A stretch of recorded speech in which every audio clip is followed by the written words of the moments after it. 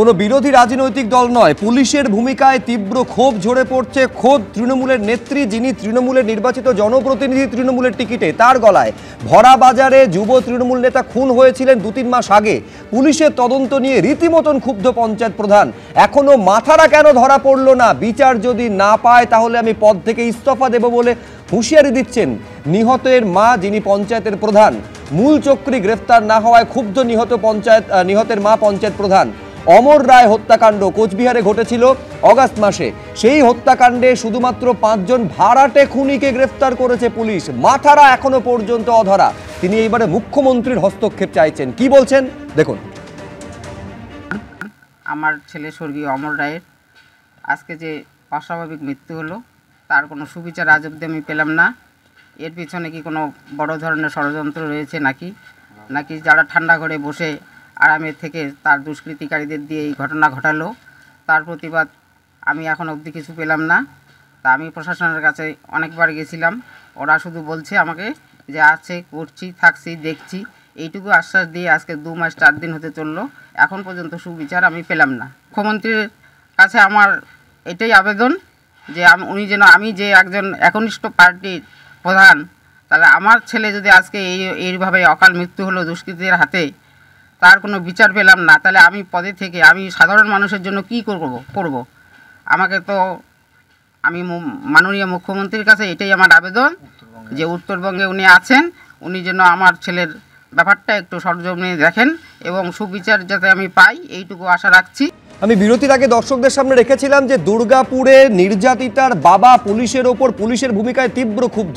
আর আজকে তৃণমূলের নেতা খুন হয়ে যাচ্ছেন ভরা বাজারে, এবং তারপর তার মা বলছেন আজকে 2.5 মাসের ওপর হতে চললো, এখনো পর্যন্ত ওই ঠান্ডা ঘরে বসে যারা ষড়যন্ত্র করেছিল একজনকেও পুলিশ ধরতে পারলো না।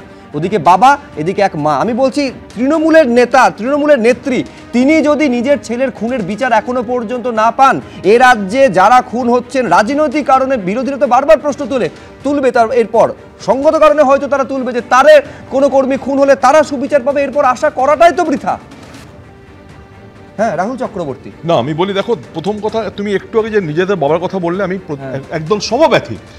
উনি ওনার বাবার জায়গা থেকে বলেছেন, এটা আমার বলার কিছু নেই। কিন্তু উনি কোথায় নিয়ে যাবেন? উনি, আমি যদ্দূর জানি, জলেশ্বরের বাসিন্দা। উনি নিয়ে যাবেন পাশে বালেশ্বরে। বিমলদা বলছিলেন না, বাড়ির সামনে বালেশ্বরে কি দেখেছি আমরা? অগ্নিদগ্ধ মহিলাকে দেখেছি ছুটছে হোস্টেল জুড়ে। পুরীতে কি দেখেছি? নিগৃহীতাকে। কটকে কি দেখেছি? রোগীকে ধর্ষণ হতে। আজকে কোথায় তাকিয়ে দেখবো? প্রজ্জ্বল রেওয়ানা আমরা মাঝে দেখেছি দুলাল সরকার ছুটছে। না না, এইটা বলুন, দুলাল সরকার ছুটছেন, পেছনে সেই বন্দুক হাতে 2-3 জন ছুটছেন, ওখানে গুলি করে দেওয়া হবে। আমাকে বলতে দাও, তুমি সবাইকে বাহাদুর চন্দ্র ওটা বলছেন যখন, এটাও বলুন। রেওয়ানা ধর্ষণ, তার নামে অ্যাকিউজ, প্রধানমন্ত্রী তার হয়ে প্রচার করছেন।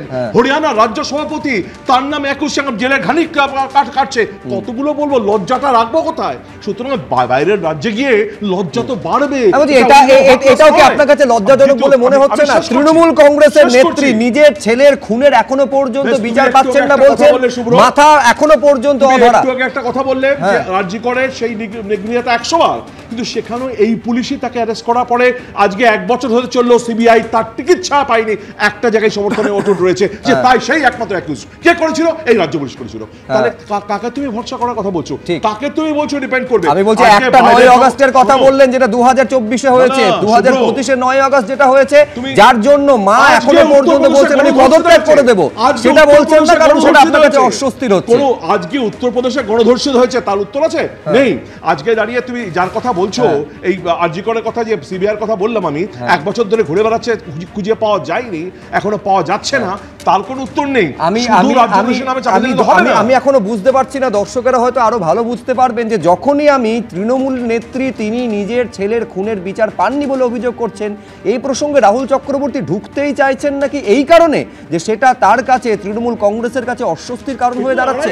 বেশ, আচ্ছা, মানে 2.5 বছর অপেক্ষা করা উচিত, 2.5 বছর অপেক্ষা করা উচিত, তারপর তিনি প্রশ্ন তুলতে পারবেন। বিচিত্র কথা বলছেন, সবে তো 2.5 মাস, সবে তো সন্ধে নেমেছে, রাত হবে, তারপরে ভোট হবে।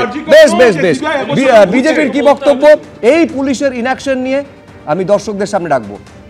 তৃণমূল কংগ্রেসের প্রতিক্রিয়া, রাজনৈতিক প্রতিক্রিয়া পরপর রাখবো। আমি দেখাবো আপনাদের সামনে অধীর রঞ্জন চৌধুরী কি বলছেন।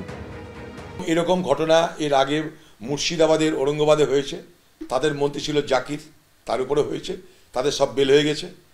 এবারে কুচবিহারে দেখবে তার বেল হয়ে যাবে। সরকারি দলের লোকরা সরকারি দলের লোককে খুন করতে কি করবে? তো তৃণমূলকে খুন করছে তাই বেল পাচ্ছে। অন্য লোকের জেল হওয়ার সম্ভাবনা থাকলেও তৃণমূলের নেতা তো জেল হবে না, তৃণমূলের নেতার জন্য বেল, অন্যদের জন্য জেল।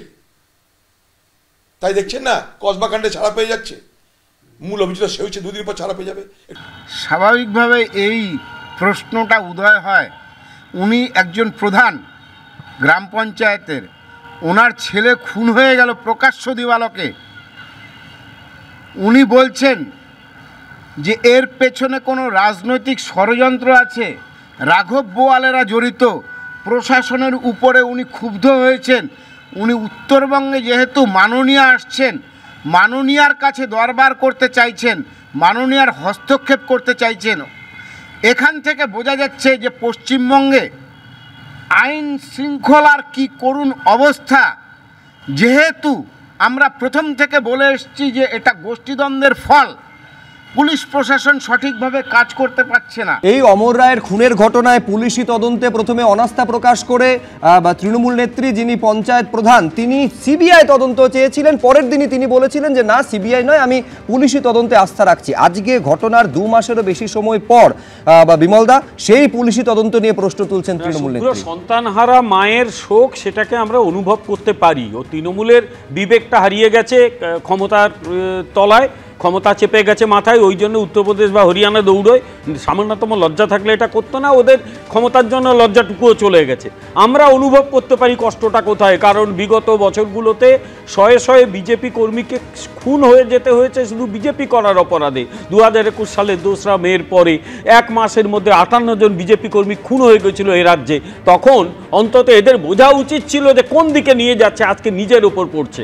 দুঃখের কথা হচ্ছে যে পুলিশের ওপর অনাস্থা এরাই দেখাচ্ছে, এই দলের লোকেরাই আতঙ্কিত যে অন্য তার দলের লোকেরাই না মেরে দেয়। এইখানে আসার আগে আমি কোচবিহারে আমাদের বিধায়ক মালতী রাভারের সঙ্গে কথা বললাম। সামান্য একটা থানায় ডেপুটেশন দিতে যাচ্ছে, তার মধ্যেই 2 জন লোককে ধরে ওই তৃণমূলের গুন্ডারা পিটিয়ে দিয়েছে। তারপর দলে দলে যখন বিজেপি কর্মীরা এসেছিল পুঁতে দিতে পারতো ধরে ওদের, কিন্তু মালতীদি ওদের আটকেছেন। এবং পুলিশ হলো কি, পুরো ওই তৃণমূলের ক্রিমিনালগুলোকে গার্ড হয়ে দাঁড়িয়ে গেল। ফলে পুলিশের কাজ একটাই, এই পশ্চিমবঙ্গের শাসক দলের ক্রিমিনালগুলোকে গার্ড দেওয়া আর বিজেপি কর্মীদের ওপর আঘাত হানা। আর সবচেয়ে দুঃখের কথা হচ্ছে, একটু আগে আমি বলতে পারিনি, বলতে বাধ্য হলাম, তৃণমূল যখনই বিপদে পড়ে ওই সিপিএম বা তার এই দোসর দলগুলো তাকে বাঁচানোর জন্য বেরিয়ে আসে। একটু আগে সৈকত যে কাজটি করলো এই জন্যই শূন্য হয়েছে। যখন নিজেরা নন্দীগ্রামে গণধর্ষণ ঘটিয়েছিল তখন এদের মুখটা বন্ধ। আমার কাছে মূল প্রশ্ন কে 200 পেরোচ্ছে কে শূন্য হচ্ছে নয়। একজন মা তিনি তার ছেলের খুনের বিচার পাচ্ছেন না, তিনি বলছেন 2-2.5 মাস পরেও মূল অভিযুক্তের কেশাগুলো পুলিশ স্পর্শ করতে পারছে না। এইটা হচ্ছে একজন মায়ের ছেলের জন্য বিচার চাওয়াটা।